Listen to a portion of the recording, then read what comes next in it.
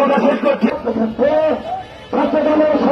গণতন্ত্রের অবিসংবাদিত নেত্রী, গণতন্ত্রের মা, দেশ নেত্রী বেগম খালেদা জিয়া সহ চলমান আন্দোলনে যারা পঙ্গু হয়েছেন, নির্যাতিত হয়েছেন, সকল অসুস্থ ভাই বোনদের সুস্থতা কামনা করছি। সম্মানিত উপস্থিতি, আজকের এই পরিবেশ আনার জন্য গত 17টি বছর ধরে আপনারা অবর্ণনীয় কষ্ট করেছেন। এই কালায়ের প্রতিটি গ্রামে, প্রতিটি ইউনিয়নে নির্যাতনের মাত্রা ছাড়িয়ে গিয়েছিল। যে দ্বিতীয় স্বাধীনতা পেয়েছি, সেই স্বাধীন বাংলাদেশের ছাত্র এবং জনতার মনোভাব আপনাদের সকলকে বুঝতে হবে এবং ধারণ করতে হবে। আজকের বাংলাদেশের প্রতিটি সাধারণ মানুষ চায় আগামীতে একটি বৈষম্য মুক্ত বাংলাদেশ আমরা সকলে মিলে করব। বাংলাদেশের প্রতিটি মানুষ চায় আগামীর বাংলাদেশ হবে এর বাংলাদেশ, দুর্নীতি মুক্ত বাংলাদেশ, নিয়োগ বাণিজ্য মুক্ত বাংলাদেশ, চাউল চোর দাম চোর মুক্ত বাংলাদেশ, জিয়ার খাদক মুক্ত বাংলাদেশ। আগামীর বাংলাদেশ স্বাধীন এবং স্বচ্ছ বাংলাদেশ হবে।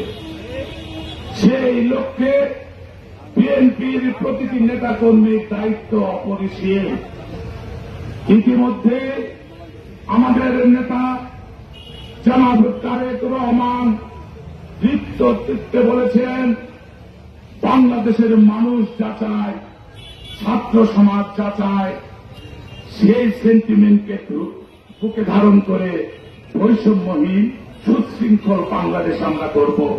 তাই বিএনপি কোন নেতা কর্মী যদি কোন বিশৃঙ্খল কাজের সাথে জড়িত থাকে, আমি আজকে এই কালারের মাটিতে দাঁড়িয়ে দৃষ্ট চিত্রে ঘোষণা করছি, সে যত বড় নেতাই হোক, তার বিরুদ্ধে আমরা সাংগঠনিক ব্যবস্থা গ্রহণ করব,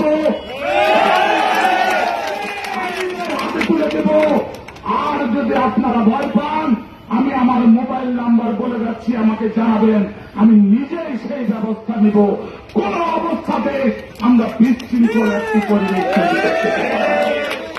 সম্মানিত বন্ধুরা, এই দেশটি মুসলিম, হিন্দু, বৌদ্ধ, খ্রিস্টান সকল ঘটে, আর যাই হোক, বিএনপি আর আপনার করা লাগবে না, কথাটা মনে রাখবেন।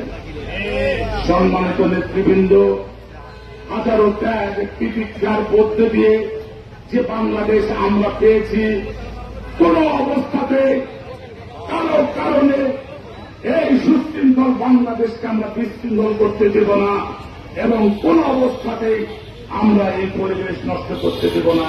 এইটি ধরে রাখার জন্য প্রতিটি গ্রামে গঞ্জে পাড়া মহল্লায় বিএনপির প্রতিটি নেতাকর্মী আপনারা সবাই থাকবেন।